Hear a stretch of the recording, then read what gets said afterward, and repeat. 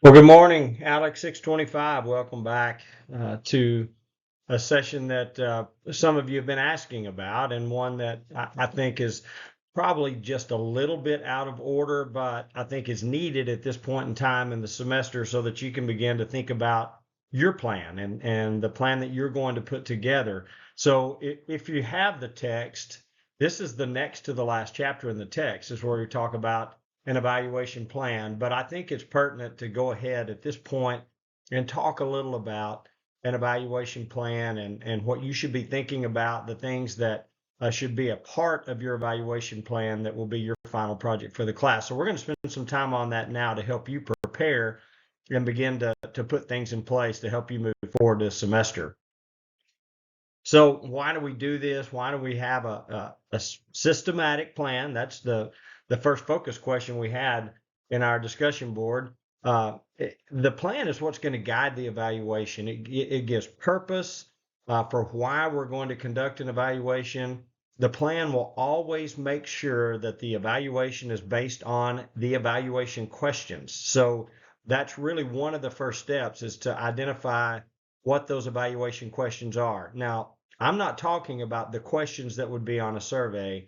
I'm talking about the big questions, the 3 or 4 big questions that you want to answer related to your evaluation. Then there would be several smaller questions that lead to that big question that would be a part of a survey or a focus group or an interview or the different methods that you plan to implement in your evaluation. So that's the first step, honestly, is to be thinking about those questions, the big questions that you want to answer about the effectiveness and about the impact of a program. So some steps that we'll talk about, and you'll notice at the bottom, this is not necessarily a linear process. Sometimes you'll go back and forth. So, step 1, focus the evaluation. Are we certain that our evaluation is accurate in terms of what we're trying to measure? Is it focused on the right questions? Is it focused on the right audience, the right target population? Making sure that we have the right focus for our evaluation is really important. Then we'll begin to collect the information or the evidence. And again, there's multiple ways that you can collect information, and a good evaluation will have some of several. So you will have some methods that are very quantitative. You'll have some methods that are more qualitative. Good evaluations are going to have both. Okay, so you're going to collect information, and as we've talked about, there's information that's collected early that may be a needs assessment that may look at the theory that's underlying your program.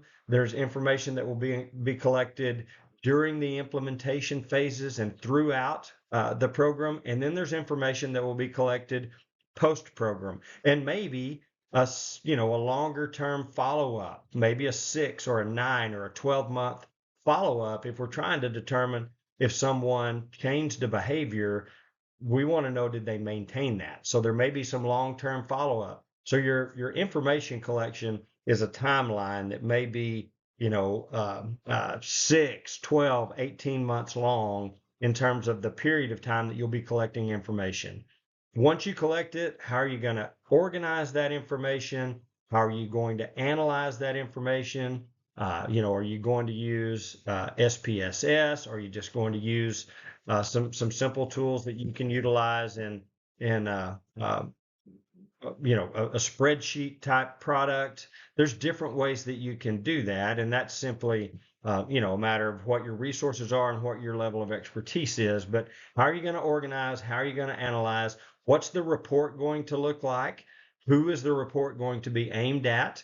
What's the timeline for producing a report? Those sorts of things. How are we going to make sure those results get in the right hands? And then, how are we going to administer that evaluation?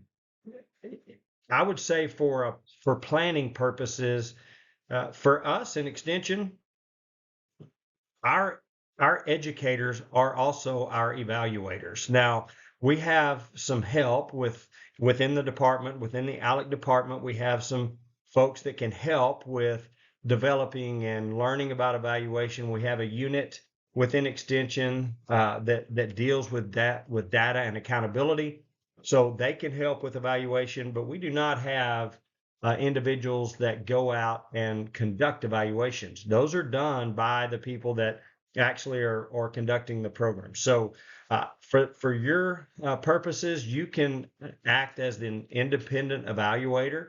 You're identifying a program that you want to evaluate. You're going to be the administrator, an independent evaluator. You would work with those who are implementing the program to conduct the evaluation. So that's the standpoint that your evaluation plan should be developed from, as if you were an independent evaluator. So evaluation plans, to be effective, should be flexible. As I mentioned, they're not always sequential or linear. Sometimes we have to go back and forth in phases and make sure that we're getting the information that we need. They have to be very clear with the purpose and the role based on the evaluation questions, the guidelines, and the stakeholder needs.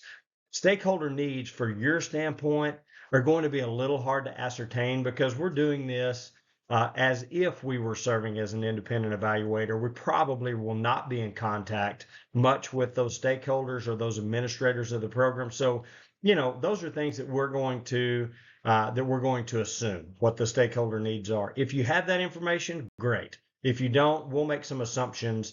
You should make some assumptions about what stakeholder needs are. But the evaluation questions and the guidelines that you develop are really what's going to guide your plan that you put together. So several slides here about developing an evaluation plan. So, select first your design. Are we going to look at a descriptive design or a causal design? I would tell you that most program evaluation is descriptive. We are not trying typically to show a cause and effect relationship. That's when you get more into research than evaluation. So descriptive is what you're looking for most of the time when we're doing an evaluation plan, and that's what I would suggest that you develop is more of a descriptive plan that shows the trends, it shows the process, it describes the program, and then we get into more in depth about what the impacts and the outcomes of the program are. So we'll focus more on a descriptive design. Again, we're going to identify the sources of information, always based on those evaluation questions. So there probably is existing data, particularly when you're trying to develop the need for a program and we're trying to justify why the program was done. Existing data will be your friend there. So you're going to want to do some research about why this program would be needed, why it's a program that we would invest and implement from a program development standpoint. Who are the recipients? Who are those that are implementing the program? And then who has knowledge of program recipients? So, if we're working with young people, maybe it's someone within the school district that has that knowledge. If we're working with people that are receiving a social service, maybe it's somebody within a state agency or a federal agency that has knowledge. Those are sources of information. And it's not as if you have to, be in person with all of those individuals. There's things that you're going to be able to find that will be existing data that you can find online and sources of information that you can research and find about the recipients of an educational program. So here's an example. If I gave you, of some of the ones that I provided you, if you chose to develop a plan to evaluate the Texas A&M beef cattle short course. That was one of the examples I gave or suggestions I gave. The recipients of that, obviously, primary recipients are beef cattle producers. There's lots of information out there about beef cattle producers. So people that have knowledge would be, if you wanted to focus on an area, it might be a county extension agent. It might be that you could find information from Texas Ag Statistics Service, and I believe you can find probably what you need there that would relate to that impact. Or that would relate to those recipients. So there's lots of information that you can find that would be available about program recipients. Okay, more about sources of information. Who are the program administrators? In other words, who's teaching that program? So we know that there's a direct audience that are the recipients of the educational program or of the social program. but there's almost always a wider effect. So what are others that might be affected by the program? If it's a program that's aimed at youth, obviously parents, guardians, family members could be affected by a program. Maybe a school district could be affected by a program that's aimed at youth. So think about who the secondary audience is or others that would feel the impact of the program. You want to identify them. Who are the policymakers? Who are the ones that would decide if this program was to be continued, if this program was to be scaled back, or if it was to be expanded and grown? Who are those individuals? Who funds the program? So, and they may not be one and the same. Oftentimes they're not one and the same, policymakers and funders. So identify who those individuals are, who are some experts that could be involved in this program, and then what activities could be observed. So as a program is being implemented, what are activities that would be simple to observe from an evaluator standpoint? Build that into the plan so that you would be, as an evaluator, you would be involved in observing pieces and parts and components of that program so that you could do a true formative evaluation. It could provide feedback throughout the process that would allow for some troubleshooting and tweaking of the program by those program administrators. So a little more on sources of information. Uh, for our purposes, I had each of you go through the human subjects training on city. So, understanding a little about what IRB restrictions are. If you're doing an educational program or a program that's trying to change the behavior and the health status of young people, and weights and blood sugar or something that would be measures.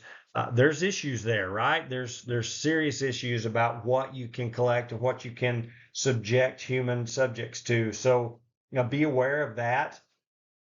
I will tell you from an extension standpoint, when the clear role of an evaluation is for program improvement, which almost always is the case. Yes, we get information about impact and we utilize that information to advocate for the agency, but the ultimate goal of an evaluation is for program improvement.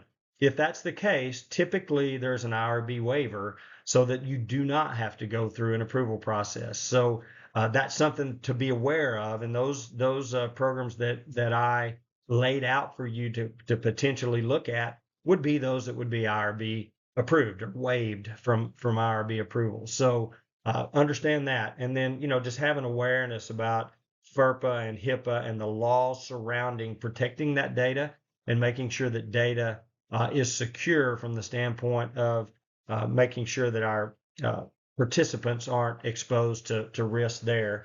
And then are there policies within the organization that supports or that funds and administers the program that would impact your ability to do an evaluation? So you have to understand that. And then start identifying methods to collect information. And we won't outline all those here, but know that there are numerous ways to collect information. And again, a good evaluation plan is going to have a number of methods. It's not all going to be surveys. It's not all going to be pre and post test. It's not all going to be observation, and it's not all going to be focus groups and interviews. Probably going to have aspects of several of those, maybe all of those, but you don't want to overdo it, but you're going to have a number of methods identified in your plan. So as you're identifying those methods, things to think about when you're trying to determine what are the best, most adequate methods to collect that information is the information you're going to collect comprehensive? Does it represent the true participants of the program and the true reach of the program? Or are you only collecting information from a very small subset? So make sure that your information is comprehensive and representative. Is it reliable and valid? In other words, if you did this across numerous subgroups within within your population, would your results be similar? So is it a valid and reliable method that you're utilizing? Is it legal and ethical? We just talked about some of the things that you really have to think about there, but from the standpoint of a, a program evaluation that's aimed at program improvement, legal and ethical standards are not as much of a concern because we typically don't delve into, getting that in depth and that personal with individuals. So, but do know and do understand that there are things that could impact their the cost and the time and the effort that you put into data collection. Is it going to be worth the information that you receive? Weigh that out. Think about it. Think about the time that it's going to take. And if it's only going to be a very small piece of your organizational plan, yet it's something that's going to take such a large amount of time, then maybe that's a method that you don't include. So think through those sorts of things. Can that information be received without disruption? So if it's if you're doing interviews or focus groups, can you get those things done without disrupting the educational program, or can you get from start to finish without your process being disrupted? So think about things that could interfere there, and then can you get that information within the time frame that you lay out in your plan? So again, if you've identified a question that talks about a change in behavior that really you're going to have to be a year or 2 years later before you could verify that that behavior has been changed, yet you say that you're going to have your evaluation report for the program administrators 8 months later. That's not realistic. So you have to think about the time frame that you lay out and make sure that you're inclusive of all the methods that you identify that you want to include in your plan. So once you think about methods, who's going to be included? What's your sampling frame? Is it going to be a census? So if you've got 400 or 500 people participating in this program, census is realistic. If you've got 1,000 people participating, census is probably realistic. If they're if all of the participants, all of the target population that you're including in your evaluation can be accessed, then census is a great way. Knowing that you're not going to reach them all, there's no possible chance that when you have a very large group, over 40 or 50, there's very little chance that you're going to have 100% response rate. That's okay.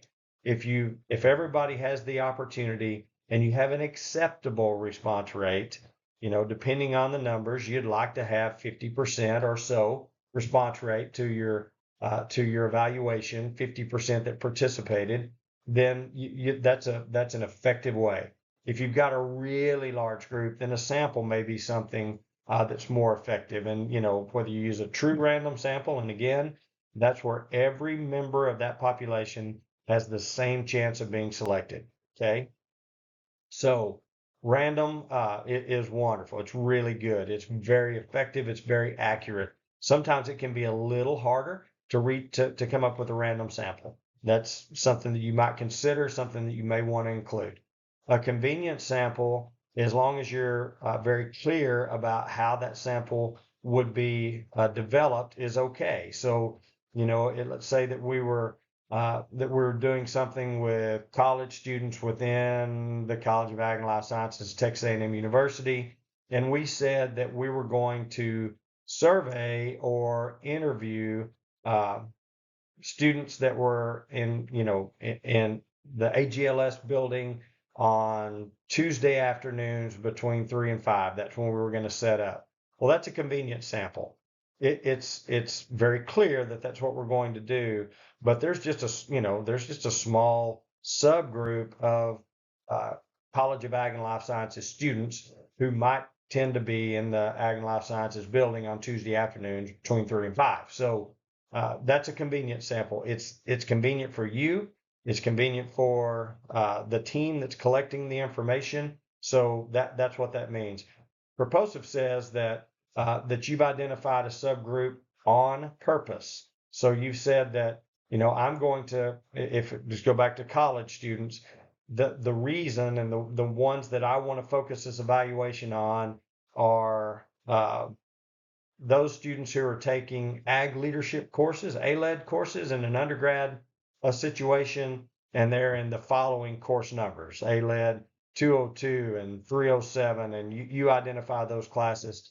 That's a purposive sample. there was some reason that you selected that. Probably the subject matter that was being taught in that class was pertinent to this evaluation. So a purposive sample, it could be something totally different. It could be that, your purposive sample was going to focus on females between the ages of 18 and 22. And those, that was your purposive sample of female college students. So there's a number of ways that you could do that. The other is snowball sampling, which basically is a convenience sample in a way where you start with a group of individuals that meet the criteria that are part of the target population, and you say to those individuals, I know you know people who are similar to you, who have similar interests, who fit your the criteria that we've identified here. Can you help me identify others that could be involved? And so you ask the group from your initial uh, uh, focus group or interview group that you brought together to identify others who you could then reach out to, and the sample grows as you go because you just continue to snowball and ask them for identification of other members. If you're using a survey, you hand that survey to those individuals and you give them three more and say, would you mind sharing this with three of your classmates, three of your friends that are of the same some of the same metrics as you are, and that's a snowball sample. So when you think about methods, so how, again, will this information be collected? Who's going to be doing it? I'll tell you, it's probably going to be you as an independent evaluator. Is there training that you need? Is there some things that you need to learn? Do you need to learn how to go through SPSS? That would be a part of your plan. If there were training needed for you as an evaluator, build that in early in your plan, okay? What's the setting? What kind of consent would be required? Is it going to be confidential versus anonymous? I think we'll talk about that some throughout the semester, but confidential, it assures individuals that their information will not be shared. Anonymous means that even you, as the independent evaluator, cannot go back and identify who said what. There's no identifiers related to the information that's shared. Confidential, there's an identifier that could not be traced by somebody outside of you, outside of the evaluation team. Anonymous, even you couldn't trace it. Okay, that's the difference between confidential and anonymous. Are there risks to the participants? If there are, they need to know what those risks are, and you have to share those. And then, what kind of special needs, equipment, materials, space, etc., might be needed to be included. All this would be built into the early stages of your evaluation plan. Again, talking about methods, when will data be collected? So as you start laying out your timeline for evaluation, when do you need the information, right? So if you plan to communicate with program administrators early about the significant need for the educational program, then that's probably several months pre-implementation that you would be gathering needs assessment type of information. If you are going to be developing and looking at the structure of the program and the theory behind the program development, that would need to be collected early enough that it could be shared pre-implementation so that tweaks could be made, right? And then the rest of it would be information that you collect in a formative standpoint where you're putting information together for program improvement that would be shared as it's collected. And then, ultimately the evaluation at the end, the summative evaluation, that data would be collected towards the end and post program. So just lay out the timeline there for when, and then if there's that long-term post, that 3, 6, 9, 12-month follow-up that you're going to collect, what evaluation would you provide immediately post program? What evaluation information would you provide 3 or 6 or 9 months after? So when can it be collected? When can it be shared with program administrators? Lay that out in a timeline in your plan as well. So organizing and analyzing data. So, think about those evaluation questions that you've identified.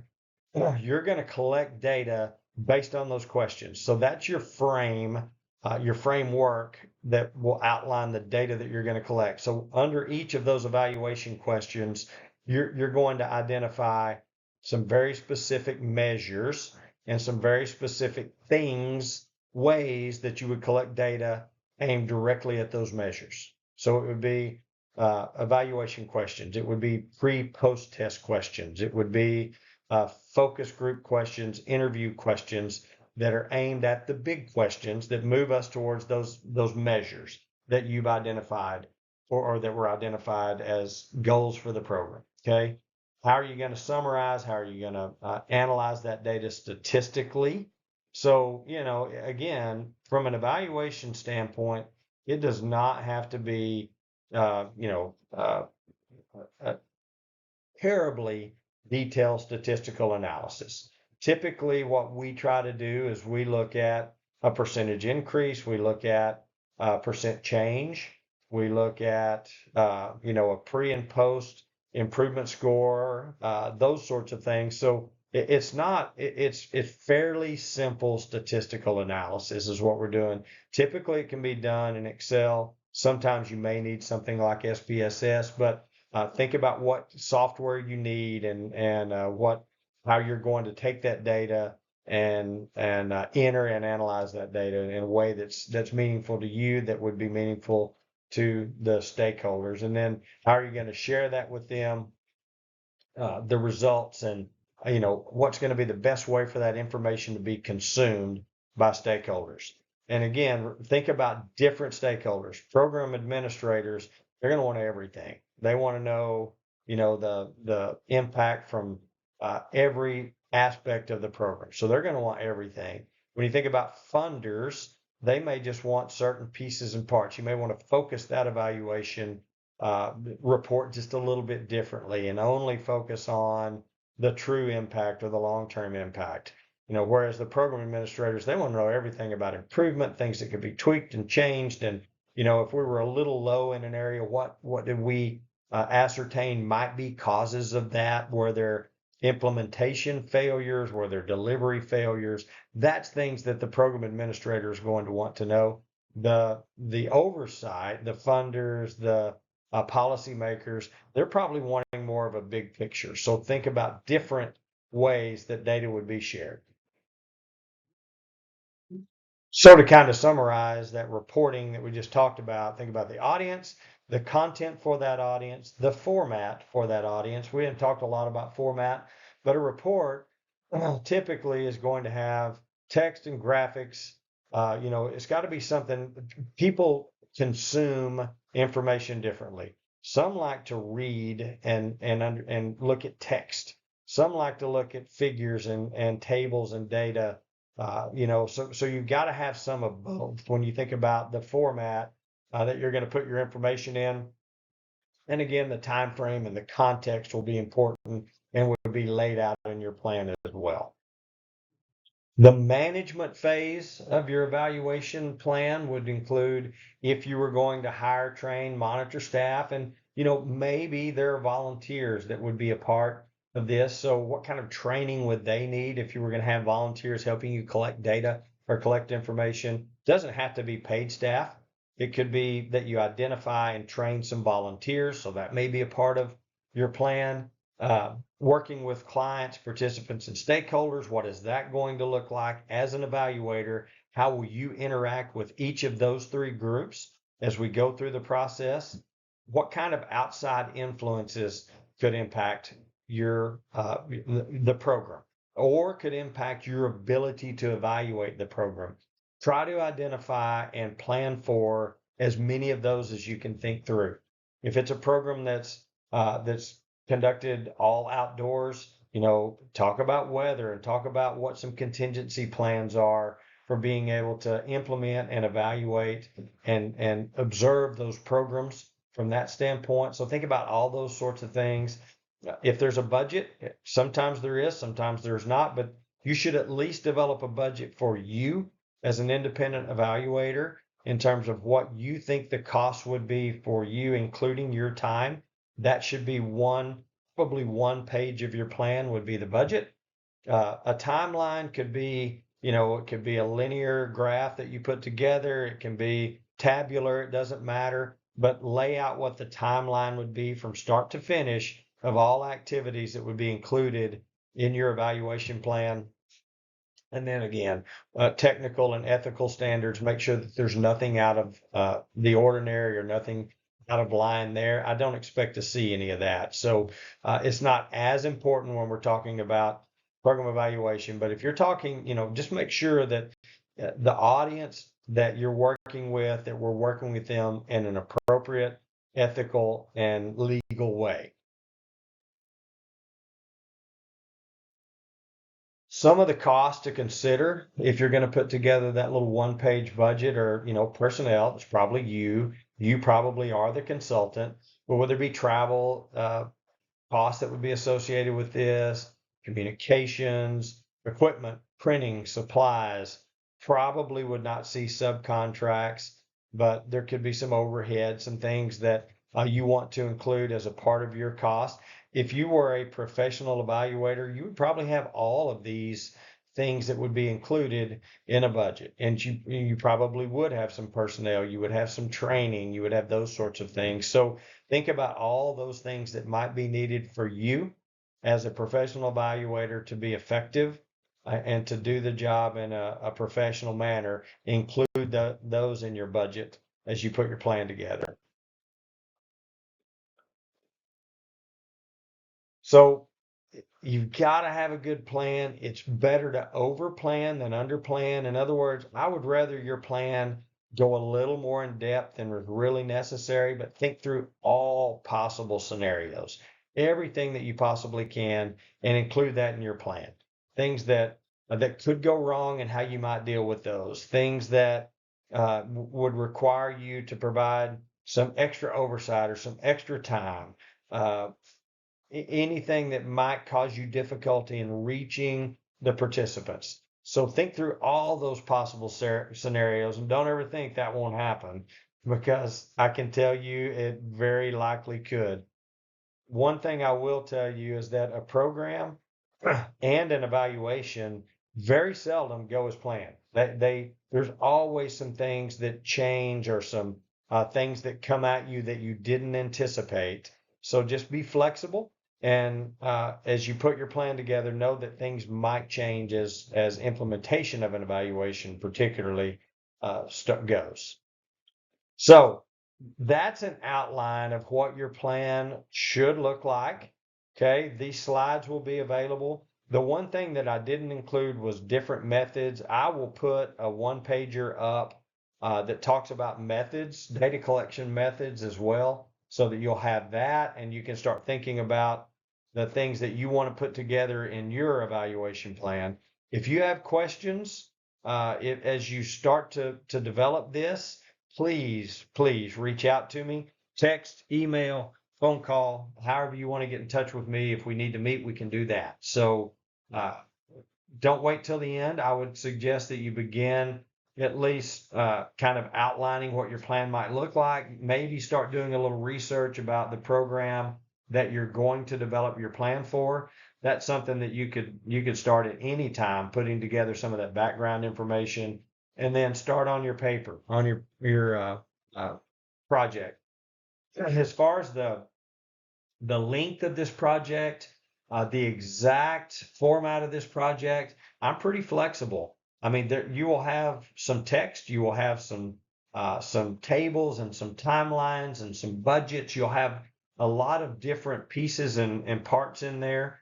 I just want you to have all the components that we just talked about included in your plan, as well as maybe a little more in depth on what some data collection methods might be, and then some instruments that you might utilize. And they don't have to be ready for use immediately, but some drafts and some instruments. So if you're going to do some interviews, draft your interview questions and kind of your protocol that you would include in conducting an interview. If you're going to do a focus group, draft that protocol, which would include questions and follow-up questions for a focus group. Pre and post test, if you're going to develop those, and again, a pre and post test are the same. Okay, so you're going to give them the same test pre as you give them post program. So a pre-post test is one instrument that just is one is identified as the pre-test, one is identified as the post-test, but you can develop that. Typically, you'll use some true false and multiple choice type questions in a pre-post test, and then surveys, which are the most commonly used methods of evaluation.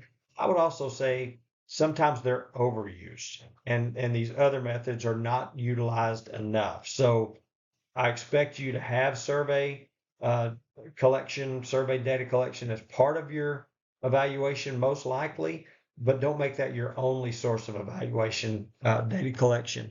Excuse me. So think through those sorts of things. Again, I'll put information up about data collection methods. And then as you have questions, don't hesitate to get in touch with me. Good luck. More to come on conducting evaluations very, very soon. Thanks.